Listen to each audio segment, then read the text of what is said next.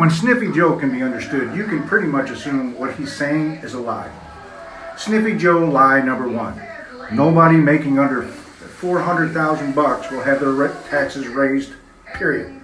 This one was reminiscent of the infamous George H.W. Bush claim in 1988. Read my lips, no new taxes. Biden didn't say he wouldn't raise taxes on the middle class once or twice, but routinely throughout the campaign, and he even still says it, except that inflation is a tax that hits the middle class and the poor hardest, and over the past year, prices have outpaced wages and salaries by roughly 4 percentage points. With the average worker wage and salary at roughly $60,000 per year, that's a lot less than $400,000. This means a $2,400 per worker Biden inflation tax, and as much as double that for families with husband and wife both working.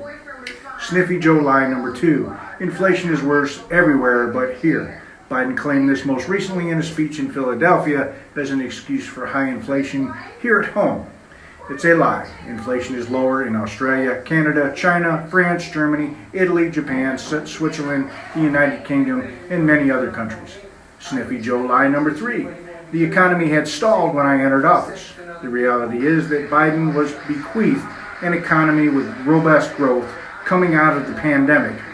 In the second half of 2020, the economy grew more than $1.5 trillion at an annualized rate. The growth rate for the second half of 2020, even with COVID, was almost 15%. Moreover, when Biden entered office, the economy was prepped for an enormous tailwinds gust because of the Trump Operation Warp Speed vaccine that was just hitting the market and allowing businesses to reopen and workers to return to the job. Sniffy Joe lie number four. I am responsible for the strongest job creation economy in modern times. This is more of an exaggeration than a bold-faced lie. On jobs, we will give the president his due. This has been an impressive hiring spree over the past 14 months, and the jobs are out there for those who want them. But this is not the strongest period for job creation. That hiring record was set in 2020 under Trump, who presided over the initial recovery following the government-imposed lockdowns. Job growth under Trump from May 2020 to January 2021 averaged 1.4 million jobs per month for a total of 12.5 million people returning to work. But under Biden, average job growth per month has been cut by more than half, down to 542,000 with 8.7 million people returning to work. That means Biden has added 31% fewer jobs in 16 months than Trump did in 9. Sniffy Joe lie number five. Since I took office, families are carrying less debt. Their average savings are up. This is a strange and often repeated White House claim. The amount families are able to save each month has utterly collapsed, falling 74% since Biden took office, while the personal savings rate has plummeted from 19.9% to 5.4%. Likewise, the claim about declining debt is equally untrue. Household debt has risen by $1.29 trillion in just the first 15 months of Biden's presidency.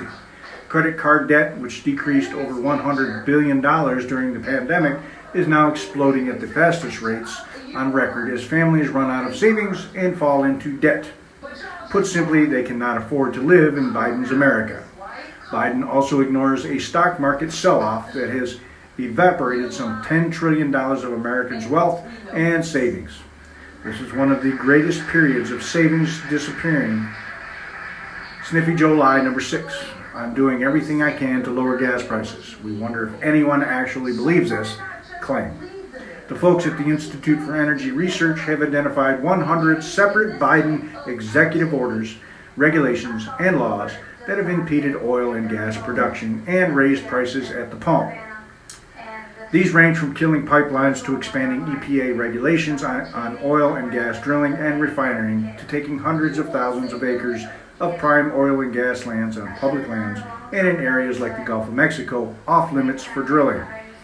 Economist Casey Mulligan of the University of Chicago estimates that these policies have reduced oil and gas drilling by 2 to 3 million barrels a day. That increased production would bring gas prices down at the pump. Sniffy Joe lie number seven. Used the promise of student loan forgiveness to buy votes, knowing it was unconstitutional. Nancy Pelosi even told him as much.